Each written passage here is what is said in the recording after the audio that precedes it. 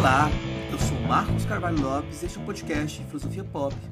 Esse é o nosso episódio número 220, que encerra a nossa 10ª temporada. E como já é tradição, fechamos o ano problematizando a herança autoritária do Brasil, falando da ditadura militar. Hoje conversamos com a professora Ana Maria Collin sobre as mulheres e a ditadura. O tema pede que antes questionemos o que significa ser mulher, como o feminino tem sido criminalizado, para entender como as mulheres vivenciaram e lutaram contra o patriarcado e o autoritarismo. Ana Maria Collin é historiadora e especialista em história das mulheres, relações de gênero e sexualidade. Collin é autora de obras como A Resistência das Mulheres à Ditadura Militar no Brasil e organizadora do premiado Dicionário Crítico de Gênero. Este episódio é uma parceria com o projeto de extensão Filosofia, Cultura Popular e Ética, desenvolvido na Universidade Federal de Jataí. Lembre-se, o Filosofia Pop é um podcast que conecta filosofia e cultura, com episódios quinzenais às segundas-feiras. Siga-nos no Twitter, Instagram, Facebook e outras redes sociais. Para falar com a gente, nosso e-mail é contato@filosofiapop.com.br. Vamos então à nossa conversa com Ana Maria Collin sobre as mulheres e a ditadura militar.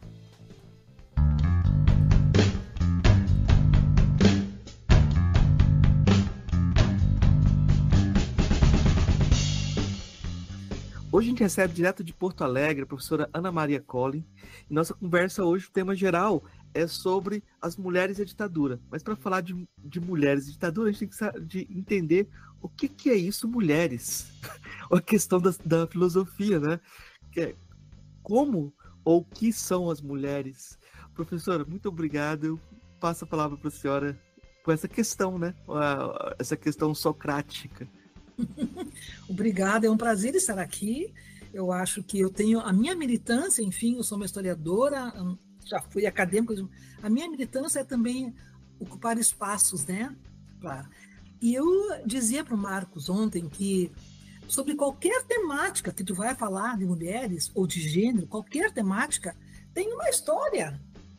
Não é que surgiu agora, que agora a violência começou, agora que a homofobia começou. Não, tem toda uma história. E eu acho que essa história, e ela é entremeada entre filosofia, entre religião, entre medicina, é que permite chegar, portanto, no tema final nosso, que vai ser a ditadura militar.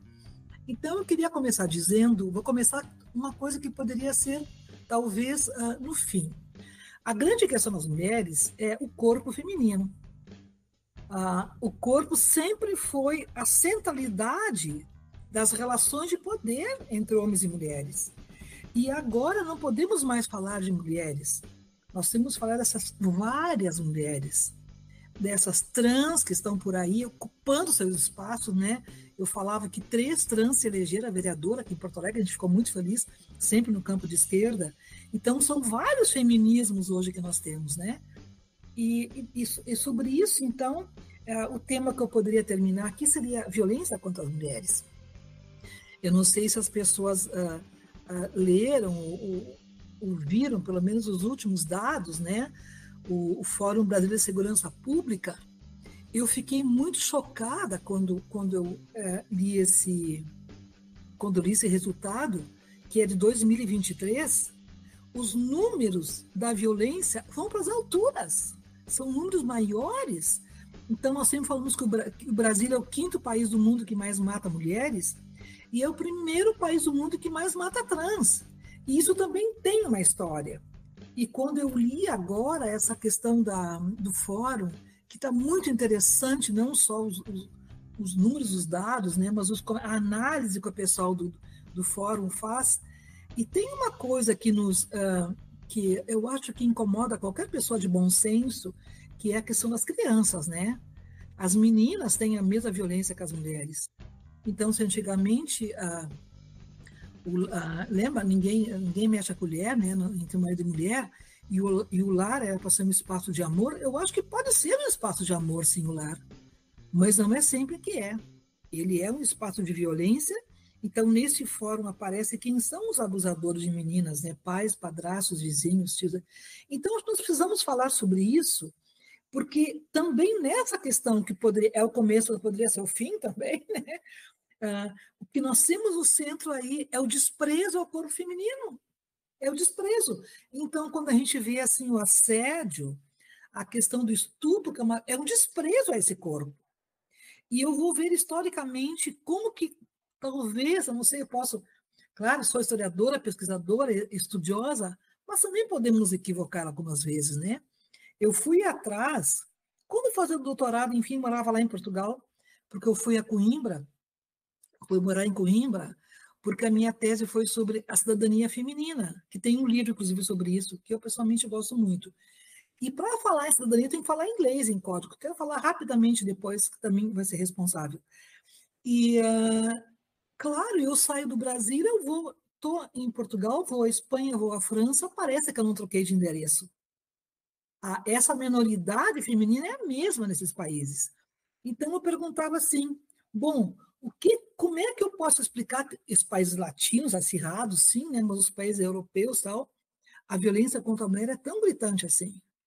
Claro que nós, veja bem, se eu falo o quinto país que mais mata mulheres, o primeiro mais mata trans, é uma coisa seríssima. Então, eu vou fazer nós vamos fazer uma conversa assim, Marcos, se tu permitir. Eu tenho um pequeno livrinho, e é sobre, peguei dali as questões, chamado Tempos Diferentes, Discursos Iguais, que eu vou tentar mostrar, com documentos, inclusive, não nada do achismo, né, como que historicamente, filosoficamente, né, se constrói o corpo da mulher. Essa é a mulher e esse é o homem. Então, eu vou começar com Aristóteles. Eu vou começar com a filosofia. E tu sabes, Marcos, que eu tenho um filho que é filósofo e tal. Na universidade que eu trabalhava, na Unijuí, que era uma bela universidade, de um grupo que eram os amigos da filosofia, eu fazia parte, né? Um grande amigo meu, que agora morreu, Tielé, era meu interlocutor. E eu lia nos livros lá na Europa essa obra de Aristóteles. E eu não conseguia ter acesso a esse livro. Falei para o meu filho, que trabalhou fora do país, inclusive eu não conhecia, os meus amigos da filosofia, ninguém conhecia esse livro, que é uma obra, são 3 volumes, né, que é da geração dos animais, sobre os animais e tal. E, surpreendentemente, tudo tem uma explicação. Eu estou na biblioteca da Unijuí, que é um município do interior do Rio Grande do Sul, uma universidade maravilhosa, mas é um lugar pequeno. Estou lá na estante da filosofia e qual não é a surpresa que eu me deparo com esses livros do Aristóteles, numa edição bilíngue grego-francês. Puxa, eu fui para casa com uma joia nas mãos, né?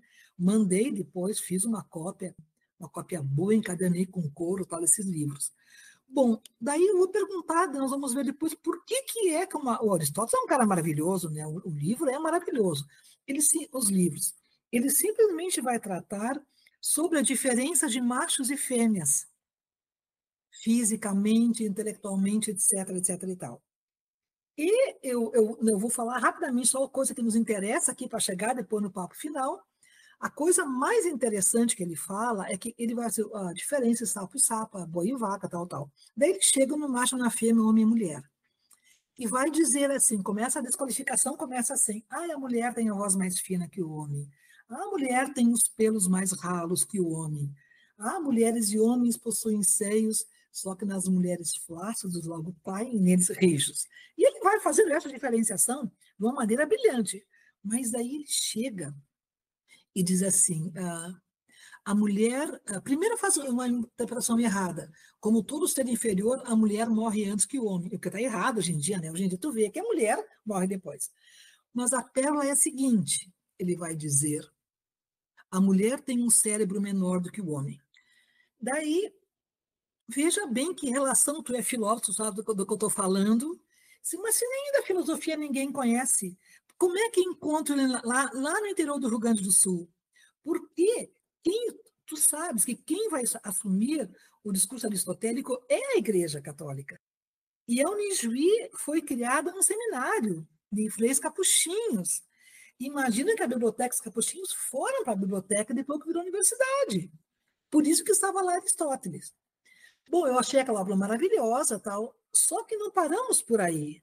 Aonde está o valor e o poder de um livro bem feito, de uma construção discursiva, sem que vire em prática? Eu sou Foucaultiana, e eu acho que eu falo em práticas discursivas e práticas não discursivas. Vou dar 3 saltos aqui históricos para poder entender a importância dessa questão, falando sobre a questão das mulheres. 1910, no Rio de Janeiro, que ainda era a capital federal, discutindo o Código Civil brasileiro, que vai ser implementado em 1917 e que vai funcionar até 2002, e o Código Civil trata das relações particulares, né, das pessoas privadas, aonde colocar a mulher na vida social. Porque até aí nós tínhamos as ordenações filipinas, portuguesas, né, que governavam essa questão privada entre homens e mulheres. Daí um deputado vem e diz assim, com um cartaz pardo, desse papel pardo, segundo o filósofo, a mulher tem um cérebro menor do que o homem. E ele bota lá tamanho máximo, médio, mínimo e sempre menor. Bom, se ela tem um cérebro menor, ele diz, é porque elas não pensam. Elas não têm capacidade de racionalizar. Portanto, esse código tem que abranger essas questões. Então, nós temos aí a inauguração, foi um código totalmente napoleônico no Ocidente todo, né, que vai inaugurar a incapacidade relativa da mulher casada. A mulher não podia fazer, a casada não podia fazer nada sem autorização do marido. Mas a questão da cultura, da sociedade é tão forte que solteira ela era capaz. Então, tipo, eu, Ana Maria, capaz. Caso, vire incapaz. Me desquito ou fico viúva, volto a ser capaz. E aonde queriam ir as mulheres? Em que lugar queriam estar as mulheres todas? Casadas. Porque só eram aceitas socialmente como casadas. Daí eu dou um outro pulo, do 15. O vice-reitor da Universidade Norte-Americana de Colômbia disse lá num discurso: as mulheres não aprendem matemática porque têm um cérebro menor do que o homem. Então, eu quero mostrar com isso o quanto que um discurso filosófico de 500 anos antes de Cristo, de Aristóteles, né, nessa obra, se mantém presente, e ainda hoje, né, ainda hoje. Então, eu venho lá, isso é uma desqualificação do feminino. Daí eu vou passar, portanto, e também a filosofia, porque a medicina e a filosofia eram muito unidas. E aí também a filosofia vai mostrar o poder do útero, que era chamado matriz, né? O útero como o centro no corpo, né? O centro dos males da mulher, sempre o corpo. E ela não podia pensar por causa do útero, porque o útero chamado matriz, se não estava grávida, esse útero é um animal que se movimentava dentro delas, tal, tal, tal. Então, eles inauguram essa questão da centralidade uterina, que também dava menoridade à mulher. Agora, quem vai assumir de fato, e aqui eu não preciso nem falar muito, que todo mundo conhece, é o discurso religioso, judaico-cristão. Então, essa narrativa de Adão e Eva, ela vira realidade para as mulheres, porque a Eva não tirou Adão do paraíso, Eva tirou a humanidade do paraíso. Essa culpa ela vai carregar. E o que diz Deus para Eva? Essa figura, Deus. Por causa, tu terás 2 castigos. E veja bem os castigos. Tu parirás com dor. Depois a igreja ficou louca quando vieram algumas atenuantes para as dores de parto, né? E, pasmem, teu marido te dominará. Esse castigo. Ao lado de colocar a Eva, que é essa mulher perversa, que mandou a humanidade tirou a humanidade do paraíso, também se cria mais tarde, nesse discurso católico, a Maria. Eu fui de família católica, muito católica, eu levei um susto quando já adulta, eu fui descobrir a data da criação do culto mariano, que para mim a Maria, nessa narrativa, é uma criatura sempre existente, a mãe de todos, não é? E a Maria era aquela mulher boa, meiga, assexuada, tá? Então, tu vai dividir as mulheres do mundo entre Evas, as voluptuosas, as corruptoras, tal, com as Marias, santas, assexuadas, mães.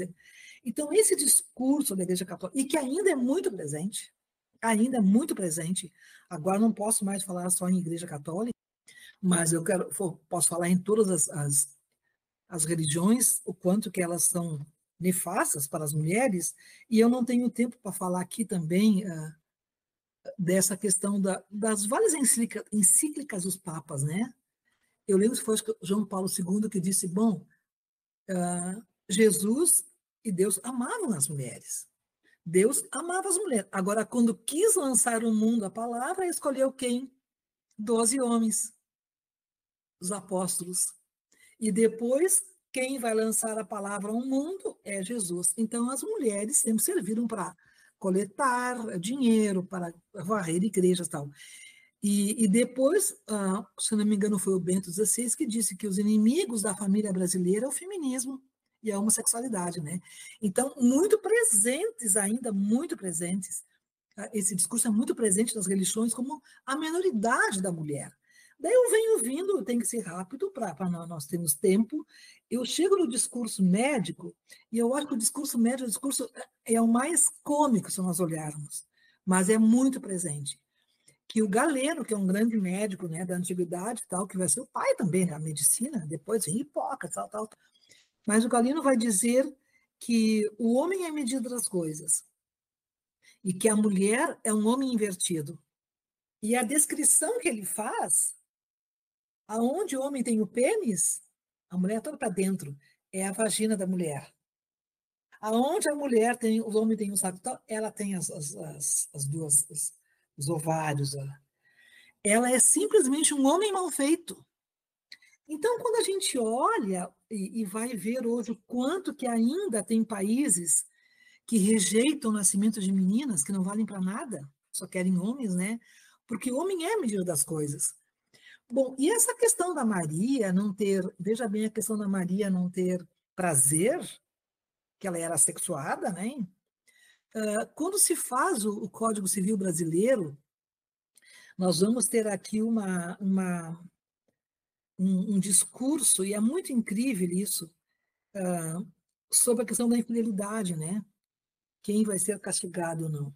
Daí chama um criminologista italiano, César Lombroso, que também era médico, e vai dizer o que é o seguinte, depois tem a filha dele, vai dizer que, pelas leis agora, e que funciona muito ainda isso, quando o homem trai, veja bem, o homem é o externo, né? Quando o homem trai, isso é uma questão privada, porque ele simplesmente está obedecendo à natureza do seu sexo. Quando a mulher trai, é uma questão pública, porque se ela é sexuada, ela trai porque ela é má. Então, eu tenho um pouco mais de idade, claro, talvez muitos que escutam, mas eu assisti, inclusive na minha cidade, homens colocando detetives, né, para pegar a mulher em flagrante e retirar os filhos, ou retirar a fortuna, porque se ela trai, ela é criminosa. Então, os discursos são todos muito enredados. Daí, partindo para os dois últimos discursos filosóficos, enfim, nós vamos ter o discurso psiquiátrico, que vai ser poderoso, que é a criação da histeria. Tu vê, fazem poucos anos que se descobriu que os homens também são histéricos, né? Que era uma doença mental feminina, não é? A histérica. Então, imagina, e aí, inclusive, a literatura brasileira também acompanha, mas tu pega Madame Bovary, tu pega Ana Karenina, alguns contos do Machado de Assis, todos eles mostram a mulher doente, eternamente doente, né? Então, no caso da Ana Karenina, tem que se matar, na Bovary também. E são discursos transformados em práticas muito incríveis. Daí eu vou chegar no último discurso, e esse dói para a gente, né? Que é o discurso de Freud. Veja bem, o Freud vai ser o último discurso moderno e ele vai fazer um desserviço muito grande às mulheres. E aí não queremos falar mal de Freud, assim como Marx inventou a classe, né? O Freud inventou o inconsciente e ele vai teorizar a sexualidade. Mas na questão da mulher, terrível. Ele vai dizer que a mulher é uma invejosa, ela tem inveja do falo, do pênis que não possui, e por esse motivo ela não será capaz de fazer justiça. E isso se transforma numa prática social. Isso assim, quando eu falo para os alunos, né, se eles quiserem saber como é que isso funcionava, é só olhar os concursos, né, de juízas e promotoras, que há muito pouco tempo mulheres podem fazer esses concursos. Hoje elas tomaram conta. Não só serem juízes, mas não podiam ser médicas, as carreiras, tirando fora a enfermagem, magistério de crianças pequenas, todas foram conquistas femininas, de muita, muita luta. Bom, então, vou dizer o quê? Que as práticas jurídicas acompanharam de perto todos esses discursos. E eu não tenho tempo aqui, que seria uma outra conversa nossa, para falar das constituições brasileiras. Tempo a senhora tem. Eu tenho tempo. Tem tempo. Se quiser, a gente faz com duas conversas, do jeito que eu achar Porque é o melhor. seguinte, se nós pegarmos as constituições brasileiras, cidadão político, né? Quem pode e quem não pode votar. O escravo não pode votar. Em um certo período, o religioso não pode votar. A mulher, eles nem falam se pode ou não pode. Quando em 1888 tu tem a abolição da escravidão, pelo menos oficialmente, e no ano seguinte tu tem a república, tu vai ter agora uma nova constituição. Escravos, agora que não existem mais, mas negros podem votar. Mulheres nem são citadas. Elas valiam menos que um parafuso. Então, se tu tinhas um negro escravo que não valia nada na sociedade brasileira, as mulheres valiam menos ainda. E aí vem também quando elas começam a querer votar, eu fiz uma pesquisa também aqui no Rio Grande do Sul, nos jornais, e é muito interessante as manchetes, né? O voto da Costela. Porque em 32, quando Getúlio institui o Código Eleitoral, que vai dizer que as mulheres podem votar, a partir de 34 pode votar, o Getúlio, inclusive, rouba essa luta das mulheres, né? Porque quando ele fala nesse código sobre a admissão das mulheres ao voto, ele vai dizer que todos os países mais modernos a mulher já vota. Os países que já possuem estradas, pontes, tal, né? Então, portanto, nós também, tipo, estrada e ponte, né? Podemos votar. E nós tínhamos uma luta já muito grande no Brasil pelo voto. Ele rouba, e se tu fores para a rua hoje e pergunta quais são as heranças do Getúlio, a população vai lembrar de duas heranças: as leis trabalhistas e o voto feminino. Então, e a partir daí, então, eu estou falando das manchetes, o voto da Costela, veja bem, na Costela lá em cima. A Eva quer votar. Daí fala assim, que eu quero falar do voto hoje, inclusive. Diz assim um articulista do Jornal de Porto Alegre. Mas ela quer votar 2 vezes? Ela já vota pela mão do marido. E agora ela quer votar? E essa prática é muito comum. Dificilmente tu vai ver uma mulher em casa, solteira ou casada, defendendo o seu voto autonomamente. As solteiras hoje em dia sim, mas as casadas ainda votam muito pela cabeça do marido. Então nós vamos ter essas constituições que elas carregam uma minoridade do feminino. E nós ainda falamos aqui das mulheres. E quando eu vou falar, portanto, do código, que eu já acenava antes, esse Código Civil brasileiro, veja bem, 1917, instala a incapacidade relativa da mulher casada, e isso só é retirado em parte em 1962, com o Estatuto da Mulher Casada. Até 62, a mulher não é ninguém, a casada não é ninguém. Ela não podia nem receber seus pais em casa, se o marido não concordasse. E daí, quando a gente pega, que eu falava antes da violência contra a mulher, vejam bem, como a mulher era incapaz, também não tinha cérebro, a honra do homem não estava no corpo do homem. A honra do homem estava, ele tinha que guardar a honra da mulher. Daí vem, inclusive, os crimes em defesa da honra. Então, ele tem que matar essa mulher, que ele desconfia muitas vezes, o que ela trai, o que ele quer a herança, e vai argumentar como crime em defesa da honra. E, pasmem, somente no ano passado, Toffoli, ministro do STF, retirou da lei brasileira a imputabilidade ainda podia argumentar o crime de defesa da honra. Então, esse código que transforma a mulher casada em incapaz, isso se espraia para todas as mulheres, E muitas mulheres foram mortas por conta desse código. Em 62, portanto, vem o Estatuto da Mulher Casada.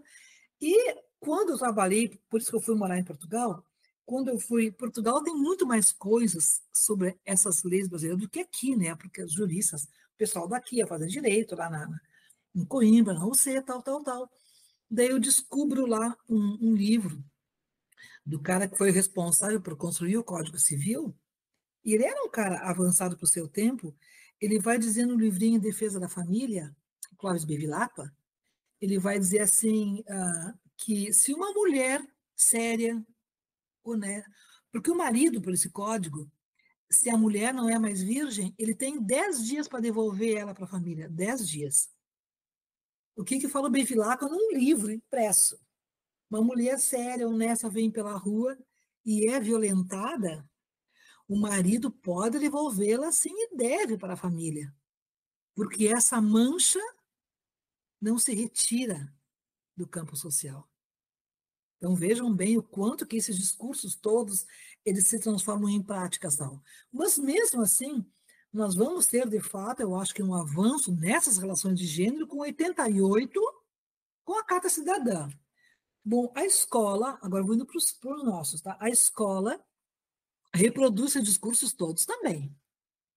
A escola está aí como eu defendo muito, muito, muito a escola, porque se ela é capaz, como é, de reproduzir discursos misóginos, conservadores, machistas, homofóbicos, ela também pode ser e deve ser um espaço da construção de relações igualitárias. Eu fico muito, muito pasma quando o pessoal hoje em dia ainda nessa questão das sexualidades, né?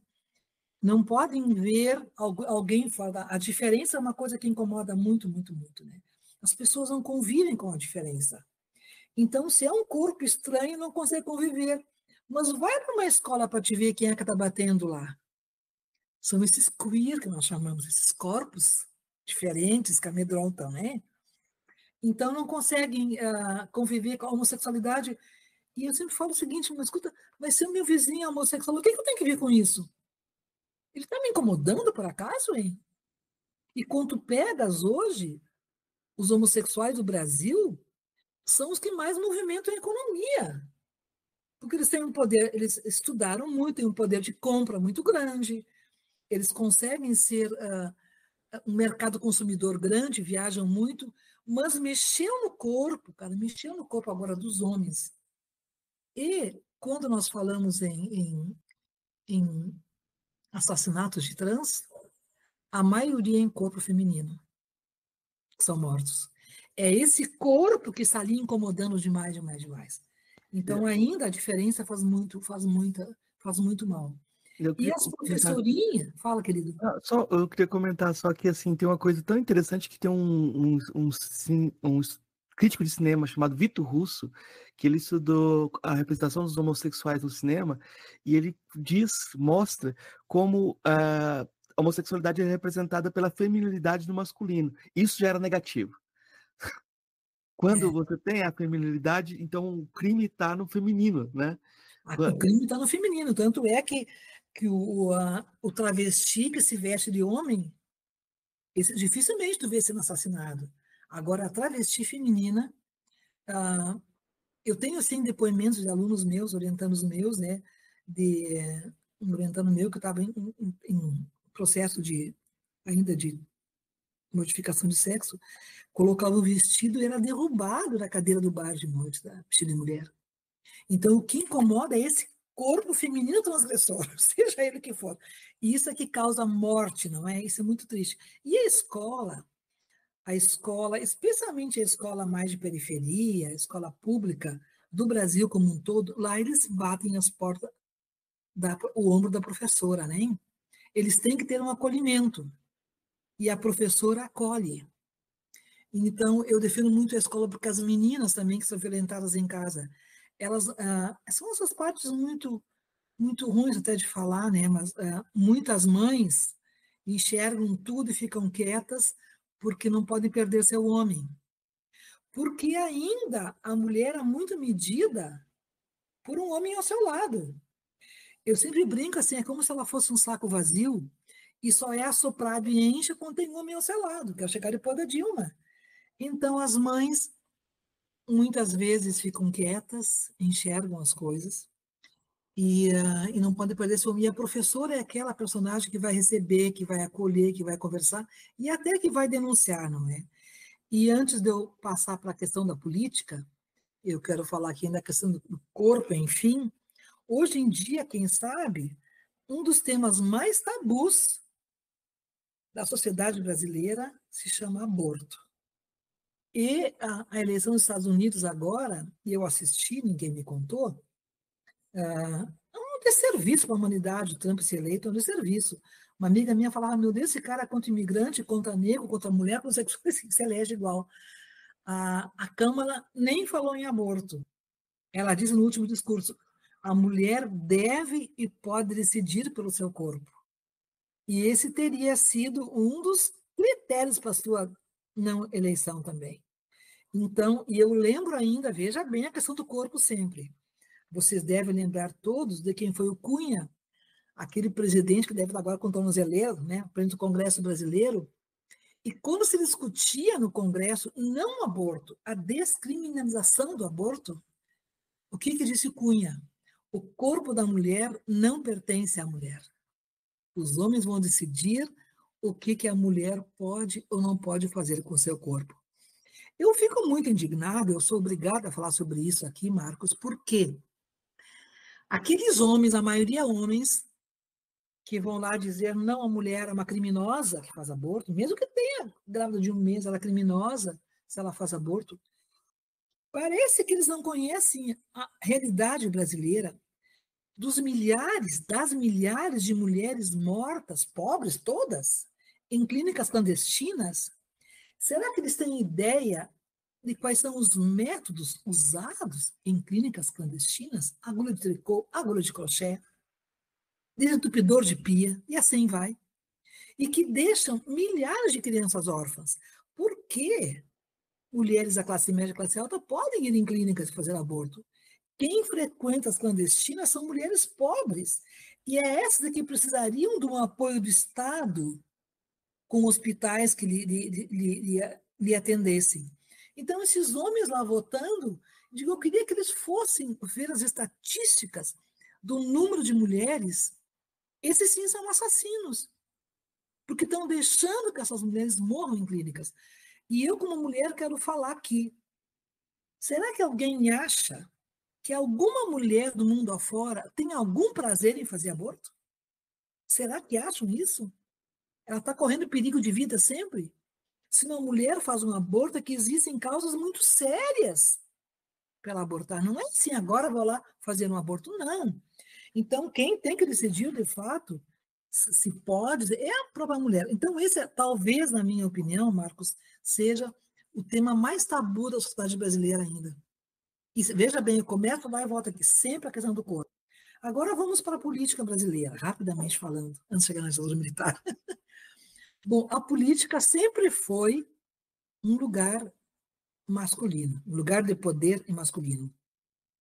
Eu gosto muito de uma historiadora francesa, viva ainda, para mim é a maior do mundo, chamada Michelle Perrault, e ficamos amigas. Eu tenho o prazer de dizer que ela fez um prefácio para o Dicionário Crítico de Gênero, um prefácio maravilhoso, e ela vai dizer numa obra sua que existem, isso na década de começo de 2000, eu acho, que existem 3 bastiões de resistência à entrada da mulher. E ela vai dizer o exército, a igreja e a política. Eu vou minorar o poder do exército, porque parece que está abrindo alguns lugares para as mulheres. A igreja, tirando fora a católica, nas outras elas podem ser até pastoras. Agora, na política, ela não entra. Ela não entra. E, hoje em dia, eu gosto muito de ler sobre o Brasil, sobre essas questões. A eleição não de governadoras, nem de prefeitas, de vereadoras. Mulheres. O quanto as mulheres passam e são assediadas nas assembleias e nas câmaras.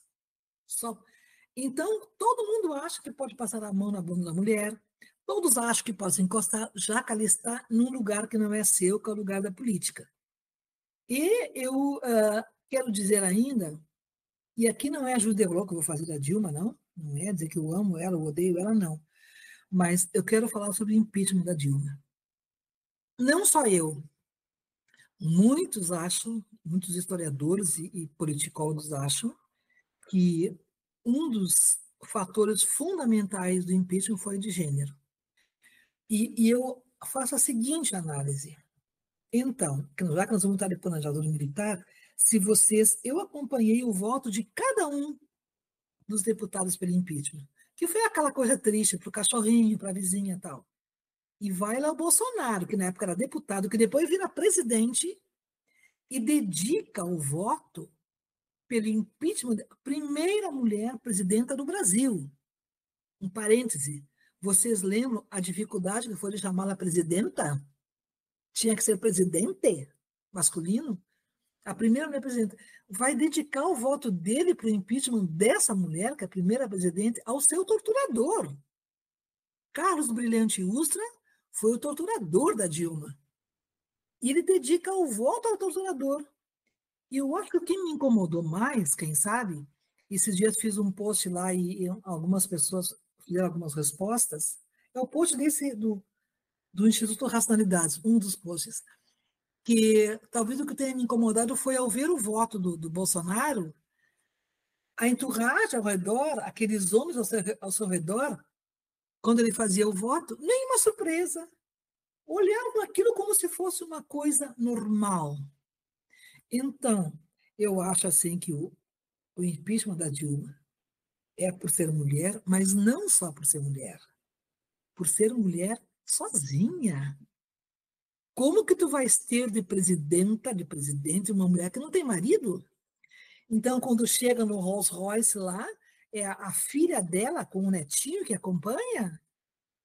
Como é que alguém pode querer disputar um cargo maior na nação estando em desconforme com as leis sociais que todas as mulheres devem casar?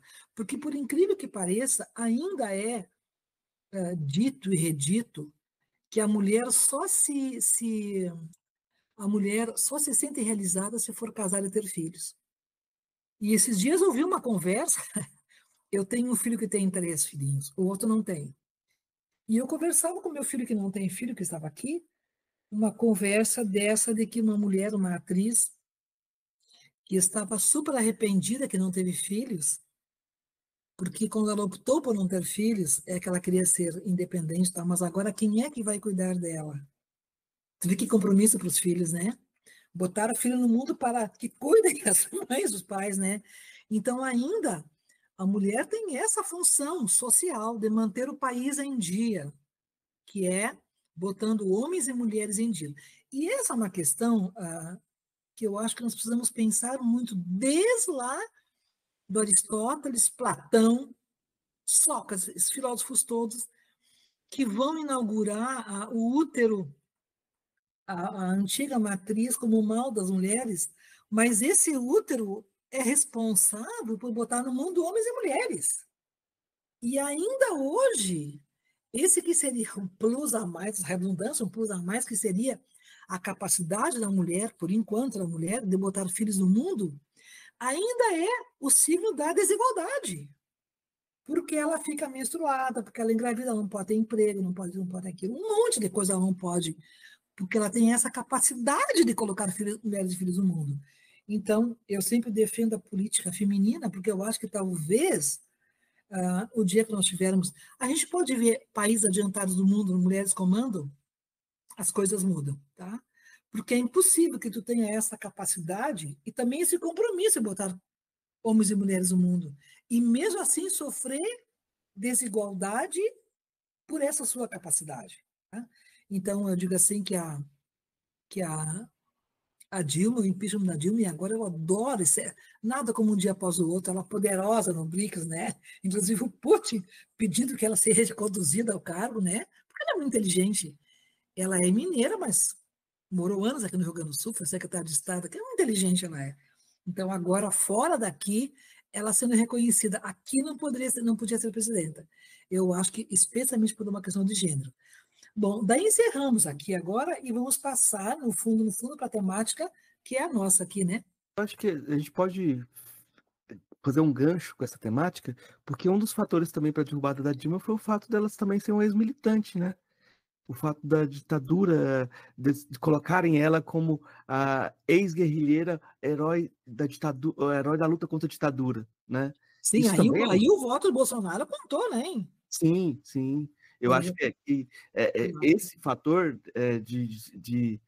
na época que estava acontecendo o impeachment, um pouquinho antes, houve uma novela do SBT, né? Amor e Revolução, em que eles tentavam retratar uma guerrilheira apaixonada por um cara do exército que era democrata, e essa novela causou reação dos militares, porque eles falaram, não, eles estão representando a gente negativamente, porque há um complô do Silvio Santos com a Dilma, porque o Banco Pan-Americano do Silvio Santos está quebrando, então eles estão fazendo esse jogo aí, é o vai ganhar revision dinheiro do Estado. histórico, e aí a novela tirou o foco dos depoimentos da ditadura e passou para o romance, né? Não, mas não sei se tu leu a biografia do Fleury. Sabe quem é o Fleury, né? É o maior torturador do Brasil. Ele teve um romance com uma militante da esquerda. E Olha depois só. vem os depoimentos românticos, chegava com rosas vermelhas, as pessoas chegavam com rosas vermelhas, querido, tal, tal, tal. Então, tudo é possível, eu acho, sabe? Mas eu acho que a Dilma, ela teve, claro, indicada pelo Lula, né? Ex-militante de esquerda, mulher, sozinha, inteligente. Eu acho que esse conjunto caiu no impeachment. Ainda nós tivemos o cara que nós tivemos, né? E, e só fala mal de mulher, fala mal de gay, fala mal de preto, fala, que nem o Trump, tá? Por isso que eu tenho medo, tá? Que aquele cara lá que falou tudo que falou, que invadiu o Congresso norte-americano, se elege dessa maneira, enfim, enfim. Mas então agora eu estou assim nessa mesma linha ainda, tá, Marcos? Dessa questão do corpo feminino, de mulher e política, das leis que sempre desqualificaram o feminino, tá? E hoje em dia muda muito, né? Porque nós falávamos só de mulheres, hoje não, mulheres e trans, tá? Outras sexualidades dissidentes, como nós chamamos, não é? Que estão aí, estão nesse mundo de agora e interessante que de quantos países da Europa tu tem primeiro-ministro que é gay, ministros que são gays, isso não causa nenhum desconforto, mas aqui ainda é um tema tabu. Eu não sei o que incomoda tanto um cara que é heterossexual, por que ele se incomoda tanto com os gays? Deve ter um motivo que Freud poderia explicar se estivesse vivo. Eu imagino que seja. Mas então agora nós vamos falar sobre ditadura militar um pouquinho, que é uma sequência dessa nosso discurso aqui de mulheres e ditadura, mulheres e política, mulheres e corpo feminino. Eu, quando fazia mestrado na URGS, trabalhava no interior, no Rio Grande do Sul, uma universidade que eu sempre falo com mais ética conheci, que era a Unijuí, de esquerda. Agora não é mais, não tem mais, mas ela era uma universidade de esquerda. E eu vim fazer mestrado aqui e era um pouco diferente como é hoje. Os meus filhos, mas meu filho, o filósofo, sai da graduação, vai à especialização, vai ao mestrado, vai ao doutorado. Ele fez, inclusive, uma interrupção no mestrado e defendeu uma tese aos 24 anos. Deu meio ano de aula e tal. Não, no meu tempo não, tu trabalhava antes e depois é que tu ia ao mestrado, né? Então eu vim para cá, para URGS do interior, carregando os filhos comigo e tal. E, e eu tinha uma encomenda no centro da região, né, de temáticas. Só que daí eu fui conversar com a minha orientadora, que depois me orientou, chamada Célia Pinto, que até hoje admiro muito, e eu falei, olha, esse. Só que pela série saiu uma notícia no jornal essa semana que os arquivos do DOPS estão disponíveis para pesquisadores. E eu fiquei como ex-militante, né, esquerda. Ah, não, Ana, é essa a temática.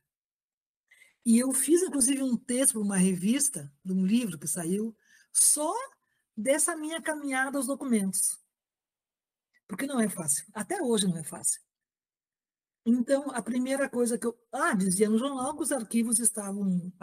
Os documentos estavam no arquivo público do Rio Grande do Sul. E lá eu comecei a trabalhar sobre mulheres militantes de esquerda na Jurada. Não, aqui não tem documento nenhum. Não, mas voltei lá várias vezes. Aqui não tem documento nenhum. Daí, fui talvez na polícia. Vim na polícia. Se eu te conto que os caras conheciam minha voz quando eu ligava, que eu tinha me inscrito pegar documentos. Só quando eu fui lá, para que eu teria acesso ao Palácio da Polícia, me deram um monitor, que tu colocava uma fita e ia rodando a manivela, assim, tal. Eu disse, não, gente, eu queria olhar. O vulgo, não sei das quantas, sapinho que morreu afogado em 1950. Não, eu queria, basicamente, década de 70, se puder. Ela quer falar sobre a ditadura militar. Uns homens, eu sozinha, dia chuvoso, assim, uns homens em cima de mim, não achei nada. Daí fui para a Assembleia. Mas no arquivo público, nada. E eu estava já desistindo da temática, porque você tem documento, como é que o administrador vai trabalhar? Daí tinha uma mulher aqui chamada Alicia Pérez, que era de esquerda, e aqui o governo era do PDT, tudo brisolista, ela inclusive. E ela era diretora da Casa da Cidadania, alguma coisa assim, e feminista. Mas eu vou bater na... Nem conhecia muito bem. Bati lá, não, isso é um trabalho fundamental. Espera aqui. E ela me coloca no telefone com um secretário de Estado, que ela era amiga do Brizola, inclusive, um cara chamado Walter Nick, que morreu agora faz pouco e que eu conheci lá em Portugal depois. Desse professora, a senhora fica na linha. Eu vou ligar lá para o arquivo público. Eu ouvindo. A professora vai aí agora e a senhora vai colocar as caixas à disposição. A mesma diretora que havia dito, não sei quantas vezes que eu não tinha, cheguei lá me oferecendo um cafezinho e estavam na minha frente 42 caixas, nunca havia sido abertas ainda. Tu imagina o que é para uma historiadora isso. Daí eu fui descobrir, tem matemática que eu quero muito trabalhar, e não tive tempo, a gente não tem tempo, trabalho em academia, estou atropelado pelas temáticas, tal. Quando eu abro essas caixas, primeira que eu tinha muita questão de drogas, tal, né, que eram especialmente caixas dos FOPs, que era o serviço tal, que era a relação entre Porto Alegre e o interior, tá? As delegacias do interior. Então, muita questão de drogas, ou coisa assim. Mas a temática que eu fiquei enlouquecida, e até para falar de mulheres, e é uma temática, quando eu faço logo, eu perco a fonte, que eram os famosos grupos de 11. Quase ninguém conhece os grupos de 11, né? O Brizola, sabe, o Brizola é uma figura muito querida aqui no Rio Grande do Sul ainda, né? Eu nunca votei nele, mas sempre admirei pela sua coragem. Ele resolveu fazer um grupo de 11 companheiros que era para se contrapor à invasão norte-americana. Então, no interior, no meio rural, inclusive, os caras se organizavam em 11, quando vinha o 12º, organizavam um outro grupo. E daí eu descobri mulheres, chefes de grupo de 11, lá no meio rural. E no Rio Grande do Sul foram os primeiros a serem torturados. Os caras não eram de esquerda, nem sabiam o que era partido comunista, mas eram brisolistas. E foram torturadíssimos. E isso faz com que eles nunca quisessem contar. Tem uma trilogia, que é a Memória dos Militares, sobre a ditadura militar, que a Maria Celeste Araújo coordena, que é muito boa. No primeiro volume fala assim, os motivos do golpe. Entre os motivos do golpe tem os grupos de 11. E tu não enxerga quase nada sobre isso. Depois disso, voltando para o Unijuí, a gente dava no curso de férias, que era muito bom para o pessoal do interior, e eu falava assim, não, mas o meu tio foi, tá. E eu, Ijuí é uma cidade muito PTB, mais do que PDT, né? PTB. E o prefeito lá, meu amigo de infância, disse, não, tem que fazer uma entrevista com o Brizola. E o Brizola tinha um bunker, né, no Rio, né, pode chegar, não era fácil chegar nele. E daí esse prefeito conseguiu eu ter acesso e tal, liguei para a secretária dele, e quando eu queria trazê-lo, inclusive, para Ijuí, e nós fazermos uma coletiva tal, daí quando fui agilizar, ele morreu, né? Então, a fonte é isso, né? Tu perde. Então, quando pega essas caixas, tem essas maravilhas todas lá dentro, e daí tem os documentos da ditadura militar. E eu fui tão boba, eu devia ter colocado, demorou tanto isso, porque o cara falou da polícia bem, se a senhora tivesse colocado para se pesquisar, já poderia ir, mas como é para a universidade, tem que pegar ainda uma carta à universidade, tu vai aprendendo essas coisas todas, né? E eu tinha um primo aqui no Rio Grande do Sul, foi arcebispo aqui, de família católica, né? Dom Cláudio Colli, direitoso, assim. E ele, daí a direita também estava na Caixa do Tops. Ele estava lá, inclusive. E eu sabia quanto ele era conservador. Daí eu não encontro mulheres. Porque todas as mulheres que apareciam ali, assim o discurso que eu faço aqui em cima todos, eram coadjuvantes. Ou porque eram filhas, ou porque eram mulheres, ou porque eram amantes. Nenhuma era autônoma. A única perigosa, de fato, nessas caixas do DOPS era religiosa. E daí tu vai descobrir por quê. Porque se ela não vai se casar, depois tu vai... Olha, o discurso se fecha, depois das entrevistas, né? Ela não está à procura de homens, entendeu? Ela está lá e ela só fala, as freiras falavam democracia, liberdade, só isso, né? Tu sabe, né, que religiosos, homens e mulheres, foram torturados e presos. Essas eram sujeitas ao autônomo, as outras mulheres não eram. Daí eu passei meses naquilo, xerocando, copiando. Foi um trabalho imenso que eu fiz.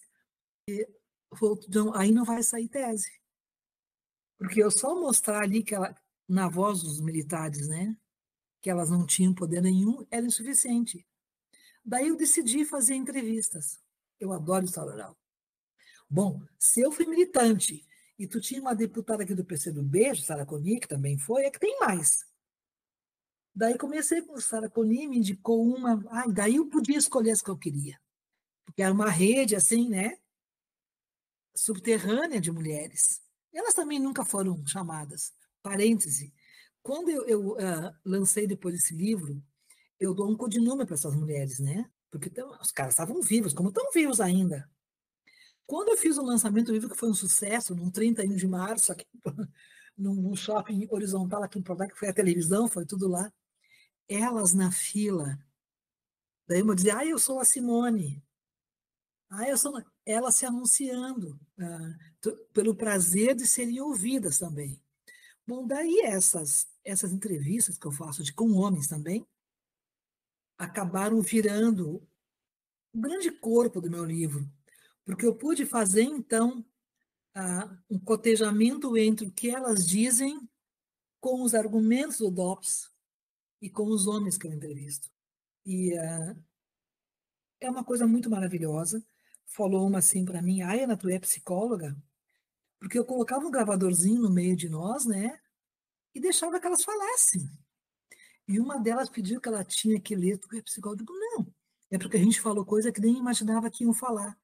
Mas, no fundo, essas mulheres todas, nem todas torturadas, todas presas, elas tiveram uma alegria de, pela primeira vez, poder contar. Como a esquerda, nesse período, estava no governo aqui no Rio Grande do Sul, meu ex-marido era o governador, era o prefeito, todos estavam no altar da política. As mulheres, nenhuma. Então, elas, pela primeira vez, puderam se contar. E o que eu quero dizer é o seguinte, que todas elas, sem se conhecerem, dando entrevistas separadas para mim, elas vão repetir todas a mesma coisa. Todas eram chamadas de putas comunistas. E eu tenho que falar que não é pelo Brasil todo, né, que o pessoal sabe o que é puta. A prostituta é puta e a China, no Rio Grande do Sul, tá? Puta comunista, por quê? Isso corrobora os discursos todos. Porque a mulher, o homem que estava lá lutando contra os homens que eram presos, torturados, esse homem lutava no campo da política. Ele era um opositor político. A mulher que estava fazendo política, não. Ela era uma opositora na política e no campo social do comportamento. Porque como uma mulher que está fazendo política, ela é por dois motivos. Ou porque ela está à procura de homem, no lugar que é de homens, ou porque ela é homossexual, ela é quase homem. Mulher, de fato, está em casa, se casando, esperando se casar. Então, é interessante que essa questão, e esse livro falou muitas coisas, passou pelo Brasil todo. E eu tenho um ex-cunhado, agora meu amigo, que é um chargista famoso no Rio Grande do Sul, chamado Santiago, e as charges dele, é interessante como as coisas se casam, né? as charges dele reproduzem assim o interior do Rio Grande do Sul. Ele é da cidade de Santiago, no interior. E eu conversando com ele na época sobre isso. Ah, Ana, eu tenho uma charge para te dar. Daí ele me dá uma charge que foi feita em 79 e que depois eu reproduzi no meu livro também, que aparece um campo, um gaúcho piochado que chama assim de bota, bombacha, tal, tal, ouvindo um rádio, aqueles radião que eles colocavam assim do lado da orelha, e na frente uma mulher de avental com uma vassoura varrendo no meio das galinhas. E daí, por isso que eu amo Foucault, tá? Da subjetivação feminina, o homem vai dizer assim para a mulher: olha aqui o que eu estou escutando. Diz que a tal da China comunista, a China é país. Daí sai da boca da mulher: eita mulherzinha ordinária, além de China comunista, que China é prostituta. Então, tu viu, eu pego uma charge, reproduzir, e era assim mesmo, do interior, daí eu, junto com o depoimento dos militares, todas putas comunistas, e daí eu junto com os meus entrevistados, homens de esquerda. Um que era meu amigo maravilhoso, acho que os três são mortos, 3 ou 4, mas um outro que tem livro, inclusive, sim, elas encontrou na França, e o que elas queriam de fato era olhar para o peitinho das outras. Sim. Então, o que eu coloco também no livro, eu acho que incomodou um pouquinho também a esquerda, mas eu não me importo, né? Não é porque a esquerda tinha um discurso e até uma prática de liberdade, etc. e tal, que ela vai ser avançada no comportamento. Não. E ela continua não sendo avançada, ela continua sendo preconceituosa ainda. Quando eu vejo as discussões que dão nos partidos aqui, é incrível como isso acontece. Os homens decidindo, inclusive, os rumos, decidindo quem vai ser e quem não vai ser. Então, esse disputa da desqualificação também estava dentro no campo da esquerda. Quando a gente vai olhar hoje, então, quem são as líderes femininas no tempo da ditadura militar, poucas. Por isso que eu estou atualmente falando que eu estou numa mulher assim que eu estou encantada. Bom, eu acho que a Dilma está ali para mostrar o quanto ela foi importante, poderosa, mas há quantos anos? Sei lá, há 5 anos, morreu no Rio de Janeiro uma mulher chamada Inês Etienne Romeu. E daí o principal jornal aqui de Porto Alegre, a Zero Hora, que é da RBS, me chamou para fazer um texto sobre ela. Eu fiz 2 páginas. Porque foi a redenção, olha para mim, mulher feminista, a Etienne foi a redenção. Porque todo mundo ficou sabendo o que era a Casa do Terror em Petrópolis, né? Que era aquela casa alugada num alemão, tal, uma casa de bairro, casa familiar, e lá se torturava e se matava, dentro dessa casa. E a Etienne Romeu estava lá, ela foi torturadíssima, ela foi violentadíssima, e ela conseguiu sair dessa casa. É toda uma história que eu sempre conto, que eu li todo o depoimento dela, quero botar na reedição do meu livro, que ela fez um acordo de que ela ia se retratar, tal, tal, tal, e ela estava num estado de miserabilidade que ou saía ou morria. Ela sai de lá, ela é mineira, de Minas Gerais, e a partir da saída dela, e depois ela vai na Comissão da Verdade, e ela vai dizer quem eram as pessoas lá dentro, aonde era a casa, qual era o endereço, qual era o número, qual era o bairro, quem eram os torturadores, quem foram os de esquerda mortos lá dentro daquela casa de terror. Ela prestou um serviço que nenhum homem prestou. Tu imagina uma mulher que estava em situação de, quando digo assim, de pré-morte, né? Porque ela foi torturada demais, demais, demais, ela foi violentada demais, demais, demais, e faz esse serviço para a sociedade brasileira, para mostrar que essas casas, porque até ali ninguém confirmava a casa, né? Que essas casas, no plural, existiam, sim. Aqui em Porto Alegre, agora estão demarcando as casas, né? Perto aqui da minha, onde eu moro, no Bonfim, tem um sobradinho, aqui na rua Santo Antônio, que tem a placa na frente, aqui se torturava e matava. Eram bairros residenciais e eles faziam casa de morte. Mas eu acho que essa vai ter esse diferencial que não é o historiador que sai depois para tentar localizar a casa, né? É uma ex-presa, torturada, que sai que vai contar que casa era essa. Depois, ela morreu, agora não sei se fazem 5 anos, ela é solta, vai morar no Rio, e ela quase morreu depois que veio um cara fazer um serviço de encanamento de serviços na casa e quis matá-la. Quis matá-la dentro. Então, ali ela quase morreu, mas não morreu. Ela denunciou que possivelmente esse cara era tentar apagar esse arquivo vivo, né? Que era ela. Morreu mais tarde do coração. É claro que uma mulher que morre do coração assim, não tão velha, é por muitas sequelas, né? Então, eu acho que a questão do corpo feminino, novamente, ela foi central na questão da militante mulher, ela foi central, porque a tortura à mulher e essa primeira coisa que faziam, eu lembro de uma entrevistada minha, que era psiquiatra, ela deu uma entrevista maravilhosa. Porque os homens ainda tiram roupa, né? Eles tiram roupa se vão jogar futebol, eles tiram roupa quando vão no. A mulher não tira roupa, ainda hoje. A mulher não tira roupa na frente dos outros. Daí, imagina isso, no comecinho de 70. A primeira coisa que faziam conosco era nos despir, colocar uma venda nos olhos, tu já está numa situação de vulnerabilidade, né? Quem está assim, né? Vulnerável.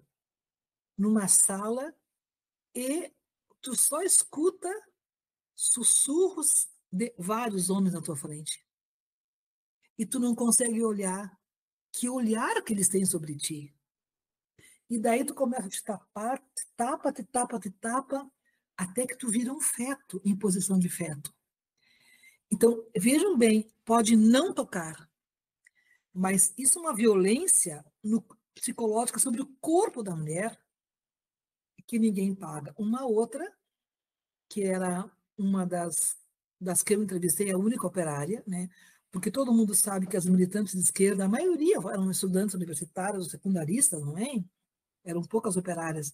Operária, parta, quase negra, e ela tinha uma filha, isso é muito incrível também. E a polícia chega pobre, a polícia chega de madrugada na casa que ela morava, aos pontapés, na cerca. Daí era 6 da manhã, a vizinhança toda se reúne. Só pode ser tóxico, como ela dizia, que para ser pobre com a polícia poderia ser tóxico.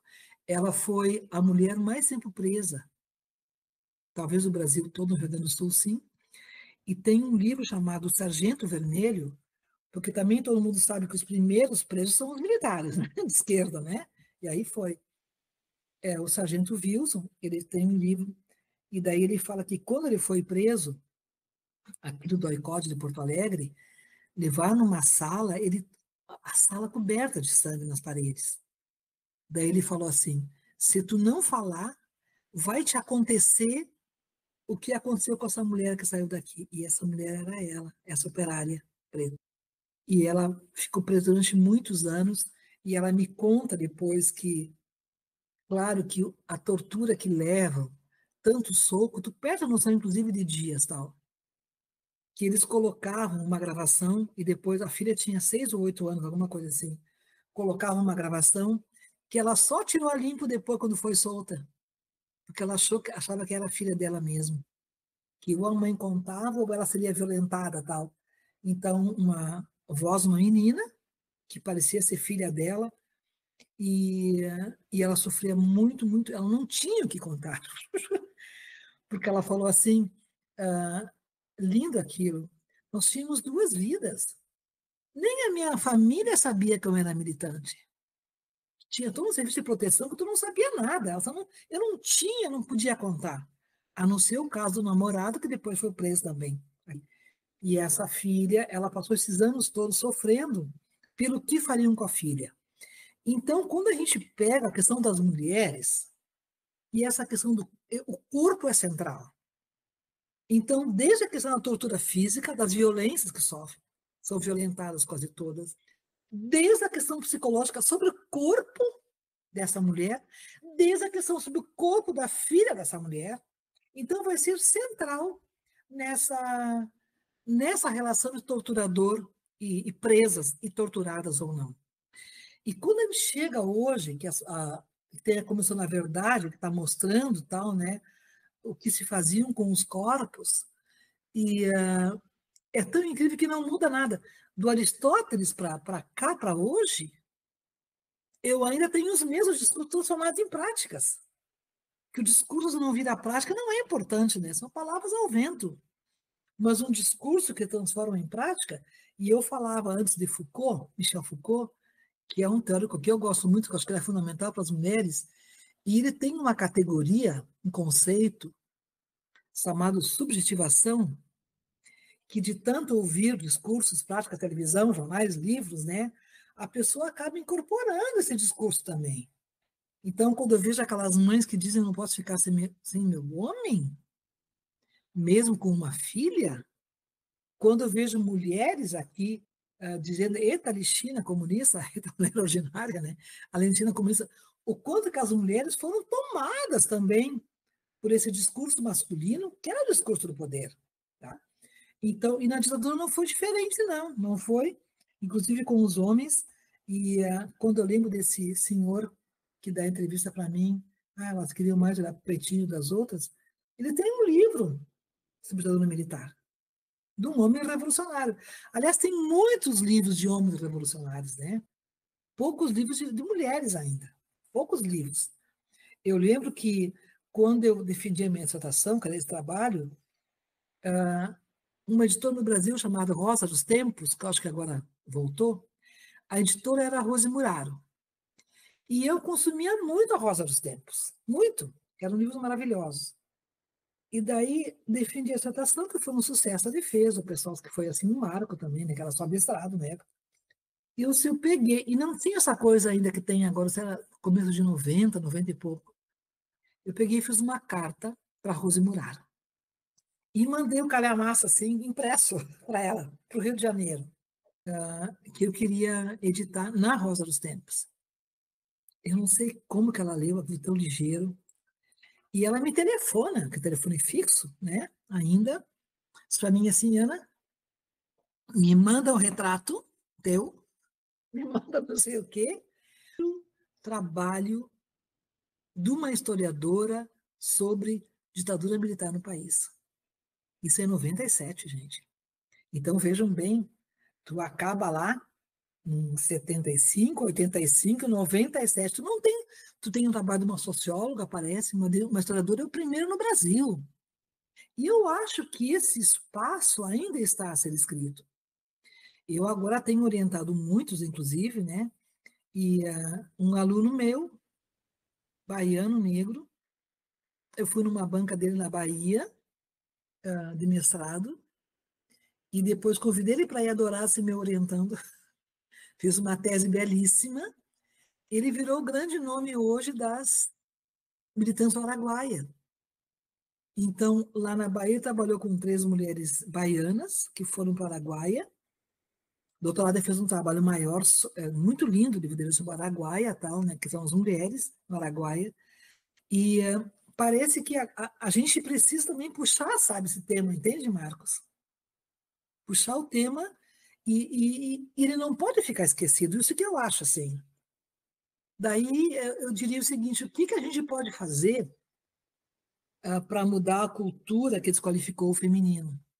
E eu estava pensando no atual filme Ainda Estou Aqui. Esse último filme, Eu não assisti ainda. eu vou assistir amanhã. Ah, tá. Começou ontem em Porto Alegre, vou assistir Ah, tá. amanhã. Mas tenho acompanhado todo o debate sobre esse filme, que é o Walter Salles. Ontem eu assisti uma entrevista com o Rubens Paiva, o filho, né? Marcelo Rubens Paiva, onde sai o livro dele. Então, veja bem, um livro que está atravessando um filme que está atravessando o mundo hoje, falando sobre a ditadura militar no Brasil. Então, eu acho assim que nós precisamos, como é que tu muda uma cultura, né? Precisamos fazer filmes, sim. Precisamos editar livros, sim. Precisamos falar, sim. E precisamos, eu acho que o Brasil precisa de uma mudança urgentemente no sistema escolar. E eu nem sei por onde começa, se é no ensino superior, no ensino médio, no fundamental, porque para falar sobre gênero, por exemplo. Então, se as cursos de pedagogia que vão formar professoras de crianças pequenas nem sabem o que é gênero, que tu precisa dessubjetivar essas professoras mulheres, para que tu crie crianças também, eduque crianças menos preconceituosas, claro. Eu não posso esperar muito da família, da igreja eu não posso esperar. Não vá. Os aparelhos ideológicos do Estado ao não existem mais, né? O sindicato praticamente não existe. O que existe como poder ainda é a escola. Então, acho que essa escola é que tem que ser empoderada e os cursos superiores têm que ter nas suas agendas, meu Deus, história das mulheres, história de gênero, o que for. Você imagina que os cursos de história, os livros, até que agora trazem alguma coisa, mas eles vêm com alguns boxes assim, a Isabel, a Anitta Garibaldi, entendeu? A Ana Nery, né? Mas tu não tem ainda. Eu estou num projeto aqui que eu estou adorando de fazer, que eu até copiei de um livrinho argentino, que são personagens brasileiras importantes. Aí vai entrar a Etienne, por exemplo, né? E que a história não contou.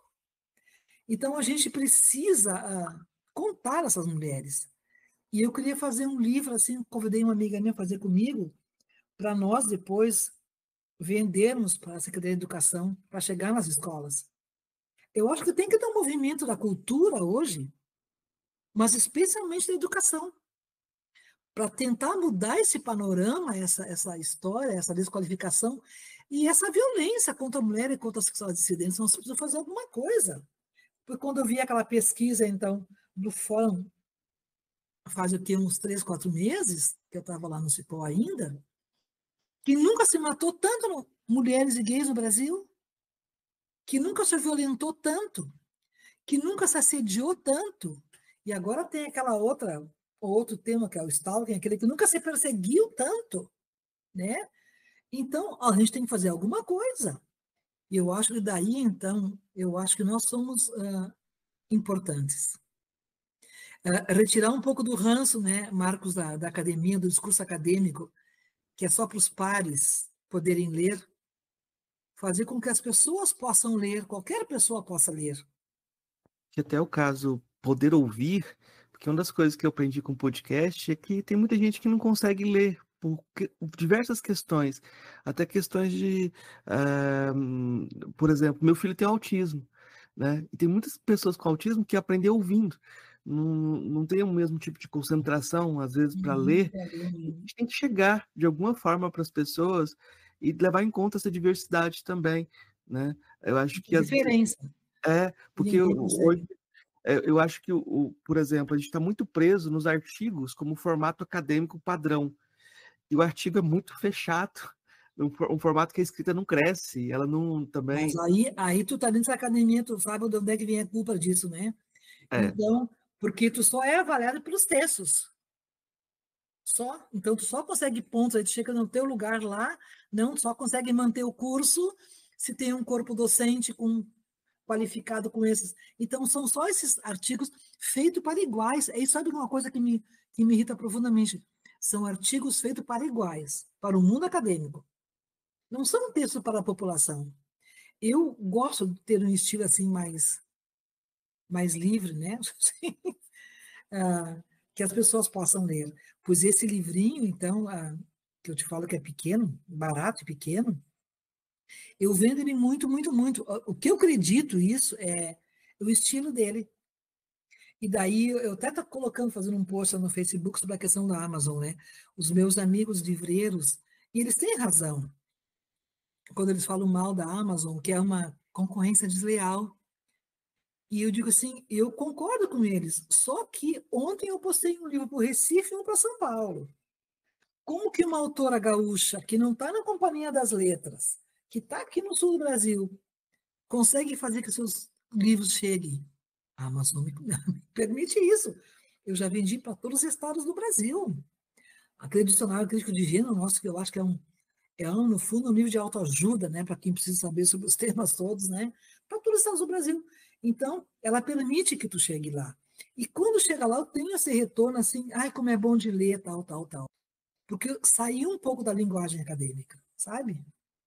Eu comentei isso com você já, né? Que eu já, passando o olho, eu já vi que tinha essa força da linguagem. E é um gênero que tem mais a ver com ensaio, na verdade, assim. O ensaio de você. E aí você se constrói também, tem essa coisa também de você como mulher, que foi militante, tem a gente acaba fazendo autorretratos também. A Mas é gente, claro, né? claro, né? A gente fala do lugar que a gente está, né, Marcos? Claro, claro. E aí, no final da vida a gente pode olhar assim, fez o grande autorretrato. E a gente vai se fazendo, a gente subjetiva, né? Claro. Professora, eu tenho 3 perguntas que eu faço para todos os convidados. Eu Pois sei não. que essas perguntas, elas não são, talvez, são um pouco diferentes, mas eu acho que elas são muito pertinentes ainda. A primeira é, o que é filosofia? Bom, eu amo a filosofia, tá? E não só tenho um filho filósofo, e eu lembro quando ele fez vestibular para filosofia, ele é muito inteligente, né?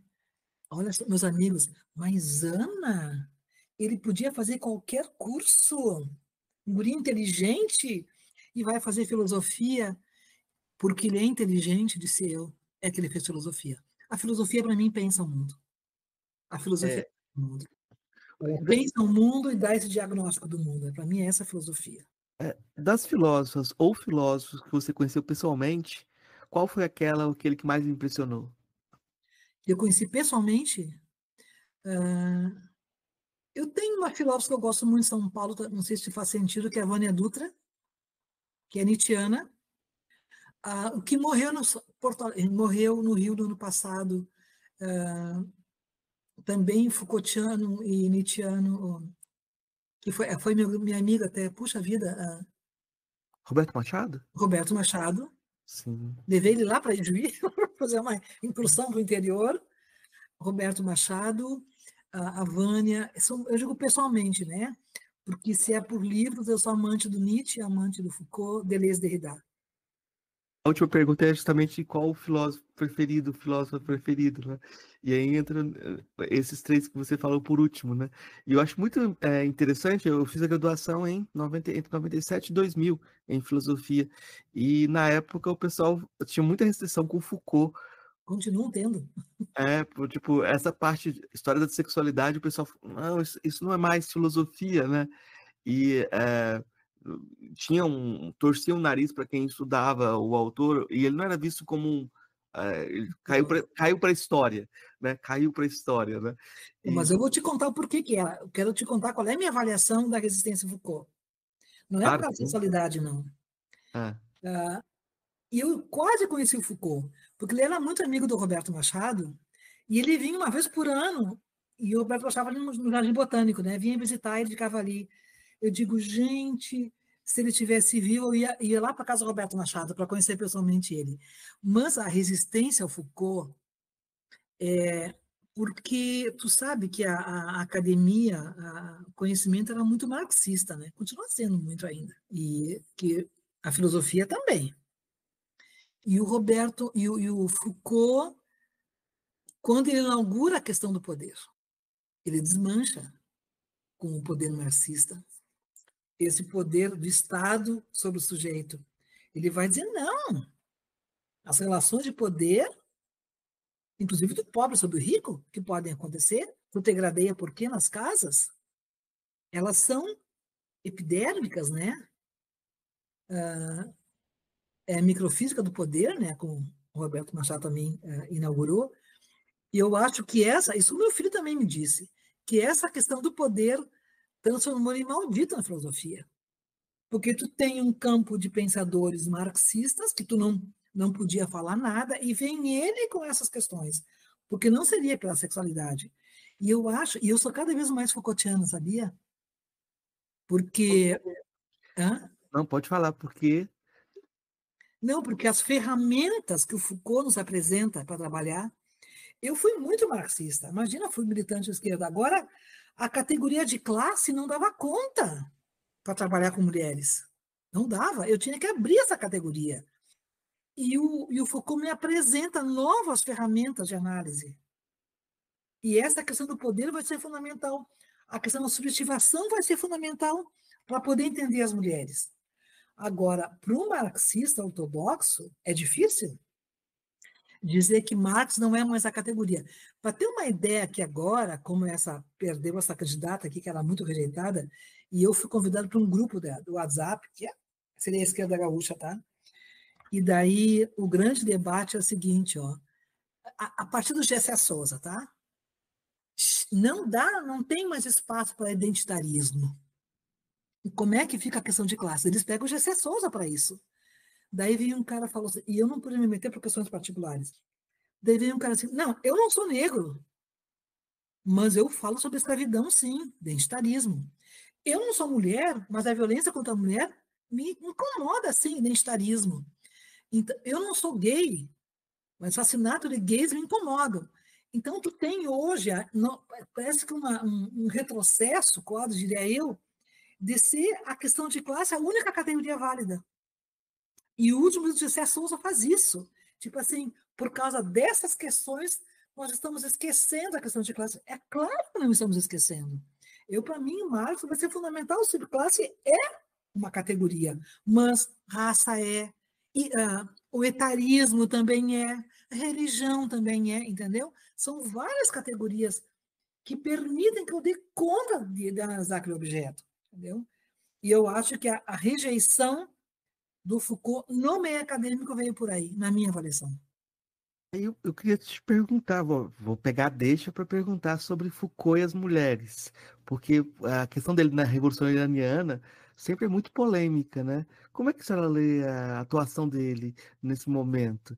Ah, Bom, o Foucault não fala de mulheres. Se tu pega as obras clássicas dele, ele tem a Sexualidade volume 1, que vai mostrar ali a mulher histérica e tal. Ele não fala muito de mulheres. Por exemplo, o livro que eu mais gosto de ler com os alunos para Foucault é Vigiar e Punir, que é um livro vendidíssimo para o direito. Mas nós assumimos outras questões. O que é o seguinte, independente dele falar em mulher, ele não é misógino, não é misógino. E as ferramentas que ele me oferece para trabalhar como historiadora de mulheres são fundamentais. Ele era íntimo da Michelle Perrault, por exemplo. Ele era íntimo de várias, Arlette Farge também, essas feministas francesas. Ele tinha um diálogo permanente com essas mulheres. E ele era homossexual, assumido, né? Então, eu acho que querer... Agora tem o seguinte, eu vou fazer... É até complicado um podcast falar sobre isso. Tem uma nova onda agora, eu até respeito, que são os estudos decoloniais, tá? Que tu já ouviu falar. Então, tem universidades hoje, por exemplo, mesmo na história, que tu não pode... mulheres negras e gays, homossexuais. Tu não pode mais usar nenhum autor estrangeiro. Eu sou quase uma inimiga porque sou uma feminista branca. Então, eu acho que estreitando um campo de análise. Eu sei que as mulheres pretas sofrem muito mais do que as brancas, mas nós sabemos, escrevemos sobre isso. Isso não quer dizer que eu seja inimiga. Eu não posso ser inimiga se eu sou branca e se eu sou heterossexual. Então, os estudos decoloniais, eles estão fechando muito o campo de análise. E a partir daí, tu usar Foucault é um pecado. Tu usar Michelle Perrault é um pecado, que é uma grande historiadora que descobriu a história das mulheres. Que ela vai dizer que quando ela chega na universidade, na década de 70, não existiam mulheres. Só existia, eu adoro isso, existia somente uma representação que os homens faziam das mulheres, porque elas não escreviam, não se contavam, e essa agora seria uma inimiga. Então, eu acho que quem bota um pé fora dessas questões de poder, tipo, alguém de esquerda pode dizer que classe não é importante? Não, né, gente? Está batendo na minha porta. Agora, alguém vai dizer que as questões de gênero não são importantes? Não, está batendo na minha porta. Que as questões de raça não são, tanto quanto classe. Não são menos que classe. Se tu pegares a mulher, ela apanha e morre do barraco ao castelo.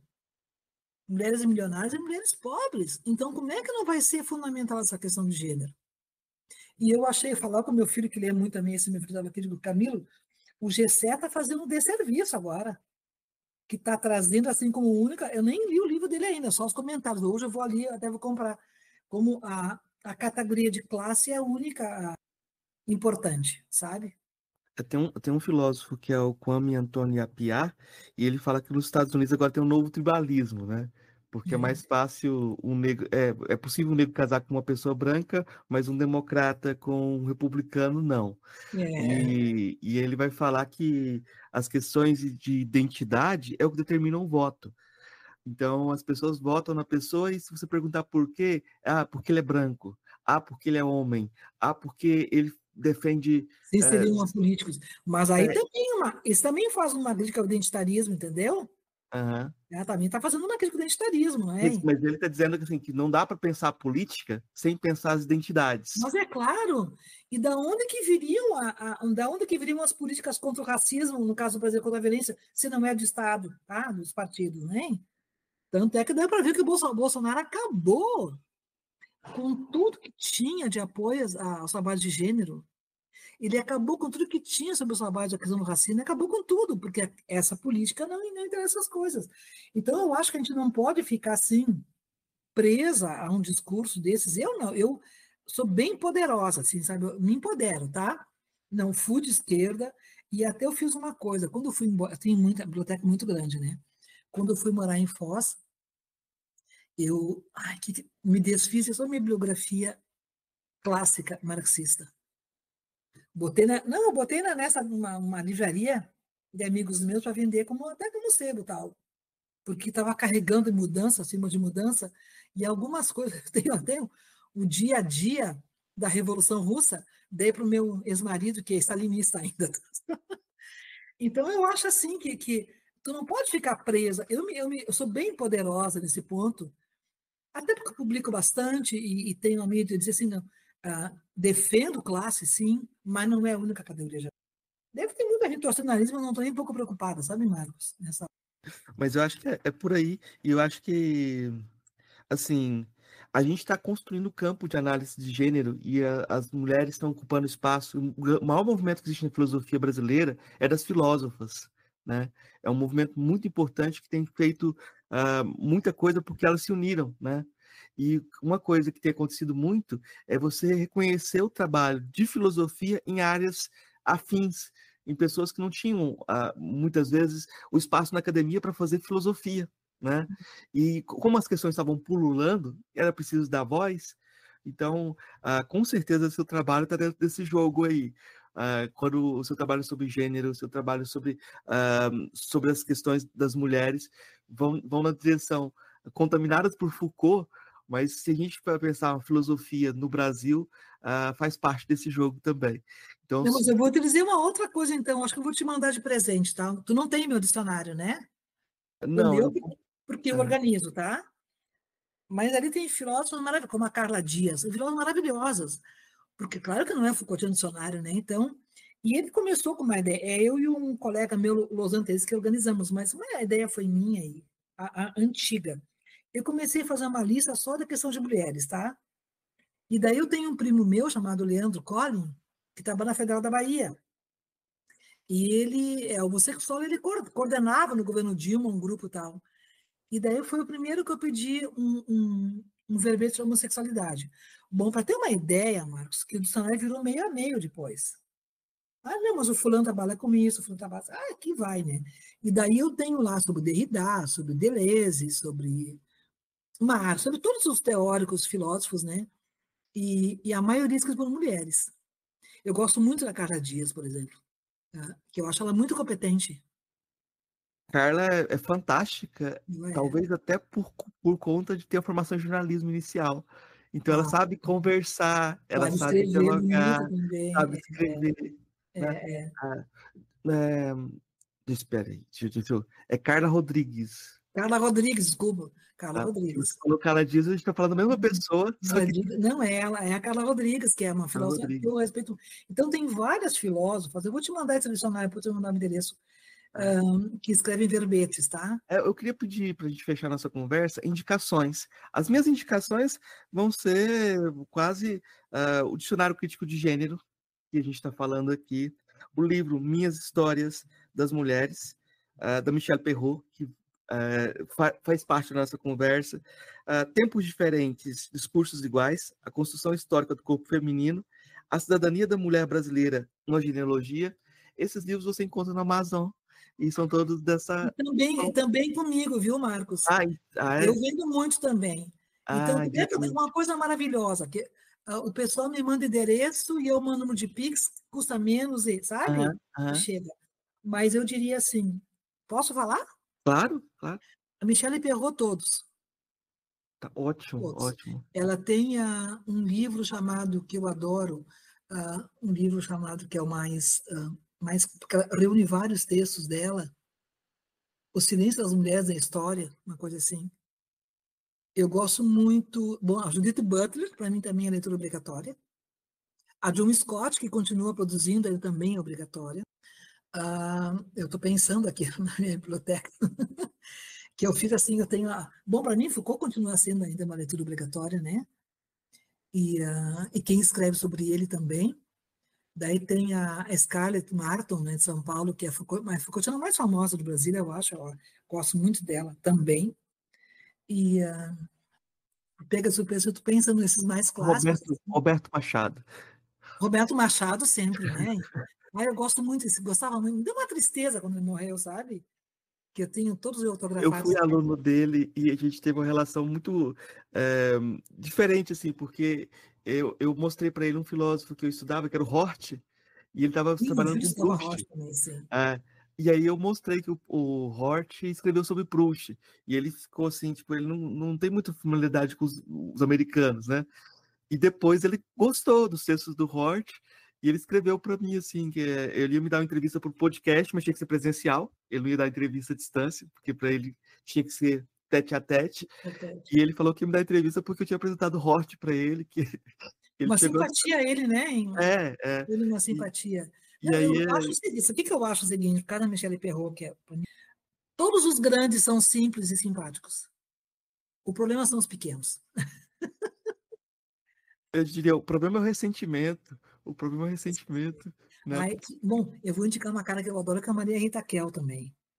Maria Rita Kell tem os livros sobre feminino maravilhoso, e ela tem um livrinho sobre ressentimento, inclusive. O ressentimento saiu pela Boitempo, há pouco tempo, né?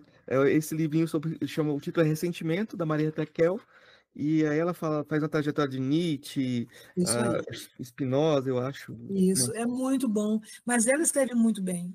Sim, sim. Tu vê, ela é psicanalista, mas ela foi atuante na Comissão da Verdade, inclusive, né? E ela escreve muito bem. Eu acho que tem gente muito boa, sabe? Eu, como adoro literatura, adoro tudo, né? Agora, eu, teoricamente falando, eu continuo sendo ainda Foucaultiana. Tu vê agora Nietzsche, né? Você fala um pouco do Nietzsche, tá? Nós demos uma aula lá em Rio Grande, na FURG. Uma amiga minha falou de Foucault e eu falei de Nietzsche. E o pessoal pergunta como que uma feminista gosta de Nietzsche. Sim, porque as ferramentas, a ruptura que o Nietzsche faz com o conhecimento e as ferramentas que ele oferece são impagáveis, entendeu? É incrível, é incrível. E é isso que me interessa.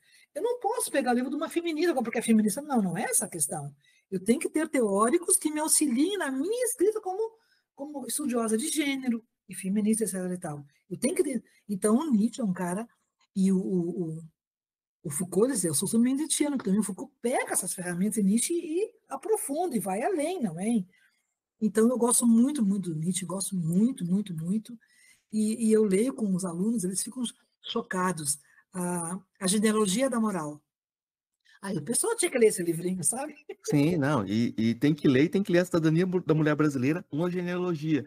Então, Tu viu de onde é que vem a a palavra? Bem genealogia isso é mesmo, Nietzsche e tá? Foucault, é Nietzsche e Foucault, né? Você A genealogia, que eu acho que é um conceito maravilhoso, não acha? eu acho, E eu eu acho faço isso. isso, porque eu venho lá as constituições todas, venho, até hoje. Aham. Mas eu acho que esses conceitos que esses caras inauguram, para mim, não tem. E aí o Foucault paga por isso também, né? Hum. Porque eu fui descobrir, digo, por que até há pouco tempo ninguém nunca estudou Nietzsche na universidade? Eu fui me dar, não existe cadeira de Nietzsche na universidade, é muito raro. Depois eu fui me dar conta por quê. Porque o tapa que ele dá na igreja, né? E quando tu pega as universidades, tirando, a maioria tem um pé na igreja. Aqui nós temos a URGS, o restante é tudo, ou é barista, ou é la salista, sabe? O tapa que ele dá na cara da igreja deixou ele maldito. Não é pela filosofia dele, não pode ser, não é? Então, eu dava aula num colégio aqui em Porto Alegre, La Salista, e eu fazia leitura orientada de Nietzsche, da Genealogia da Moral. Gente, os alunos ficavam muito chocados. Porque ninguém imagina como é que tu constrói a moral, sabe? Como é que tu constrói a verdade? Está ali, né? Então, esses conceitos me agradam demais. Eu continuo sendo com esses caras muito antigos ainda, e tenho, acho que, uma biblioteca quase completa de Foucault, e sobre Foucault, e livros franceses, livros argentinos, espanhóis, tá? Gosto muito, muito, muito.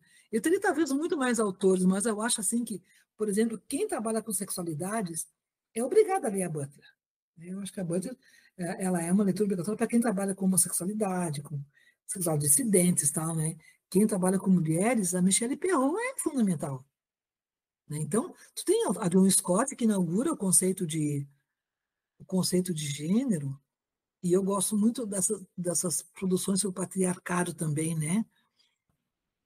Eu tenho também vários ali, que trabalham sobre o patriarcado, que para mim é os inimigos das mulheres, né? O patriarcado e a igreja, eu acho, que são os grandes inimigos das mulheres. E eu digo o seguinte ainda, Marcos, que tu vê, o patriarcado se plastifica, ele vai se modificando, o patriarcado, vai tirando a dureza dele e permanece, sabe? Ele não vai embora. Então, tu tem esse patriarcado, que era o cara que mandava na mulher, no escravo, tá. Não, esse não existe mais. Eu agora tenho esse outro que é bem mais plástico, bem mais poroso, né? E que se mantém, entendeu? Então, quando tu pegas ali, assim, a violência contra a mulher... Eu fiz um texto para uma revista que eu vou chamar assim, ó, a Violência contra a Mulher, a herança cruel do patriarcado, que é o poder deles sobre elas. Eu queria lembrar também, eu lembrei só de comentar que esse texto do Aristóteles, que foi um gancho para você, que fala da história dos animais, movimento dos animais e tal, a tradutora para o inglês foi a Martha Nussbaum, a filósofa Martha Nussbaum, e foi um mote para ela pensar todas as questões que ela desenvolveu na carreira dela, a questão das emoções, a questão do direito dos animais. A Martha Nussbaum fez a tradução na década de 80, no final da década de 70. Aí eu acho que ela ficou muito impressionada com a passagem que o Aristóteles cita a Ilíada, que um leão se lança, o leão se lança contra as lanças, mesmo sabendo que vai morrer. Aí ela atribui o sentimento ao leão, né? O sentimento, e aí você tem a emoção, né? Tendo jogada ali, e a emoção do lado da animalidade, né? E ela vai estudar, ou vai ser tema dela isso depois, né? Mas, Marcos, então foi um prazer. Abraço, professora. Em té. Tchau, tchau. Beijinho. Tchau, tchau, querido.